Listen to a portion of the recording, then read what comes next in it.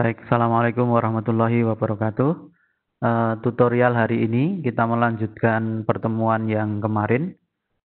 Kita sudah menghitung ketersediaan air, kemudian kita menghitung kebutuhan air di satu das, kemudian lanjutan dari keduanya adalah menghitung neraca air atau di sini di dalam SNI yang digunakan oleh Badan Informasi Geospasial atau dibuat oleh Badan Standarisasi Nasional, itu disebut dengan indeks penggunaan air atau beberapa menyebut dengan indeks kekritisan air atau indeks pemakaian air.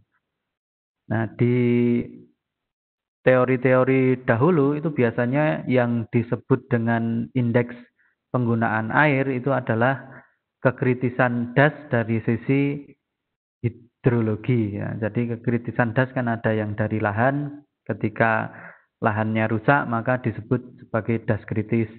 Tapi dari sisi hidrologi juga ada yang disebut dengan kekritisan das ya, yang ditinjau dari ketersediaan dan kebutuhan air. Nah, dasar dari perhitungan indeks penggunaan air ini adalah SNI nomor 6728.1 tahun 2015 tentang penyusunan neraca spasial sumber daya alam bagian 1, yakni sumber daya air, di mana dalam perhitungan ini nanti dia akan menggunakan perbandingan antara penggunaan air di satu das dengan ketersediaan air di satu das. Nah, metode ini nanti akan membagi menjadi 4 kategori ya, dan cenderung memiliki tingkat mitigasi yang tinggi karena dia menggunakan batas yang cukup rendah ya dibandingkan dengan metode-metode yang lain. Jadi metode-metode yang lain terkait dengan klasifikasi kekritisan das atau dalam hal ini kondisi berbahaya atau tidak aman, itu biasanya batasnya lebih dari 50%, ada yang lebih dari 75%, atau juga ada yang kalau sudah sama dengan ketersediaannya atau penggunaannya sama dengan ketersediaannya, maka baru disebut sebagai kondisi kritis. Nah, di dalam metode ini dibatasi kondisi tidak amannya pada 40%. Jadi penggunaannya 40% dari ketersediaan air yang ada di das tersebut. Nah, klasifikasi yang digunakan adalah seperti ini. Jadi tabel di atas, tabel B1 adalah tabel indeks pemakaian air atau indeks penggunaan air atau disingkat IPA. Dan yang di bawah adalah cara pemetaannya. Jadi pemetaannya itu nanti diberikan simbol ya, simbol-simbol gitu. Kemudian ada juga di mana ketika saldo yang dimiliki ini misalnya kurang dari 0 atau 100 sampai 500, ini maksudnya 10 pangkat 6 meter kubik per tahun ya. Jadi ini nilai-nilai pada tabel B2 ini maksudnya angka itu dikalikan 10 pangkat 6 meter kubik per tahun. Jadi ini bisa di atas itu didasarkan pada perbandingan antara kebutuhan dan ketersediaan, atau bisa juga dihitung dari saldonya. Jadi saldonya berapa gitu ya. Kalau lebih dari 1.500 kali 10 pangkat 6 ya, artinya 1.500 kali 1 juta meter kubik per tahun, maka dia biru tua gitu ya, atau dia aman gitu. Tetapi metode yang kedua dengan B2 ini kurang cocok karena apa? Karena ini tergantung pada luas das yang kita gunakan gitu.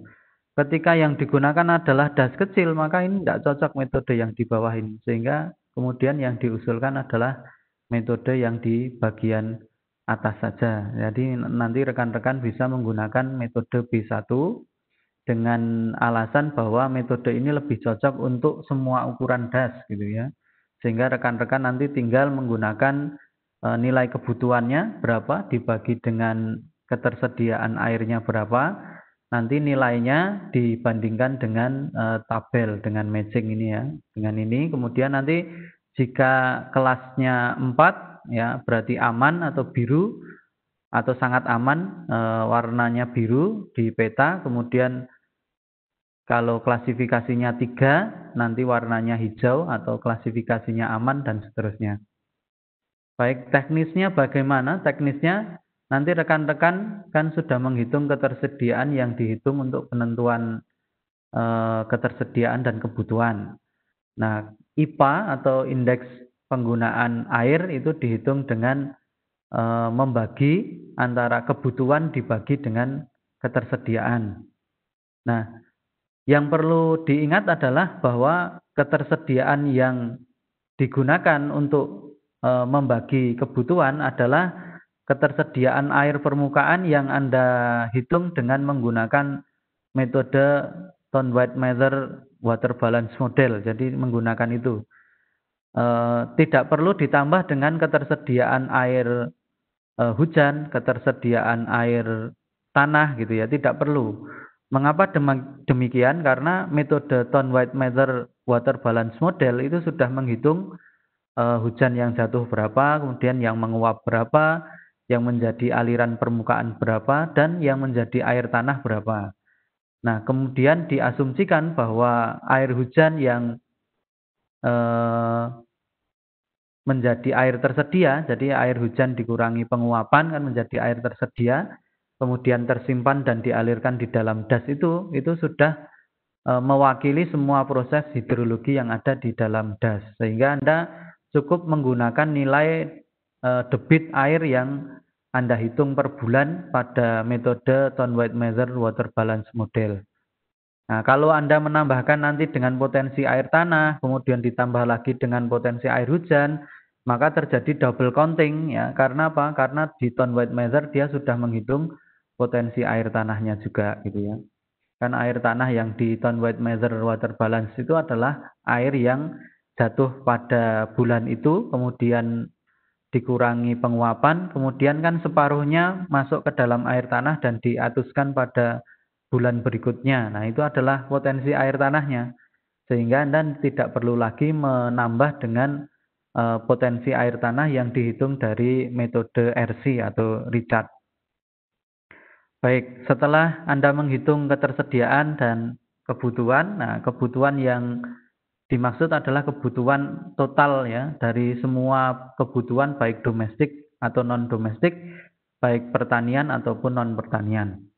Kemudian Anda nanti membandingkan antara ketersediaan dan kebutuhan. Jadi kebutuhan dibagi ketersediaan, nanti nilainya berapa, misalnya 0, berapa, nanti Anda masukkan di dalam tabel B1 yang tadi ditunjukkan. Kemudian Anda mengulang ya untuk masing-masing peluang kejadian yakni pada 80% dan 60%.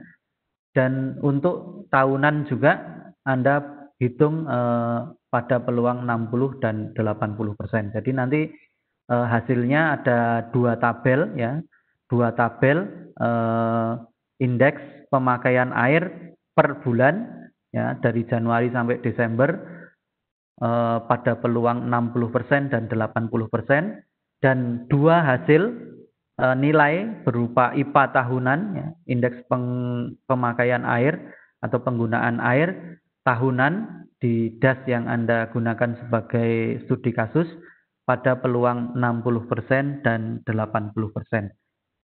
Jadi ini hasil akhir dari studi sumber daya air pada mata kuliah analisis sumber daya lahan dan air. Terima kasih, saya cukupkan demikian. Nanti rekan-rekan bisa bertanya melalui WhatsApp group. Terima kasih, mohon maaf bila ada kesalahan. Assalamualaikum warahmatullahi wabarakatuh.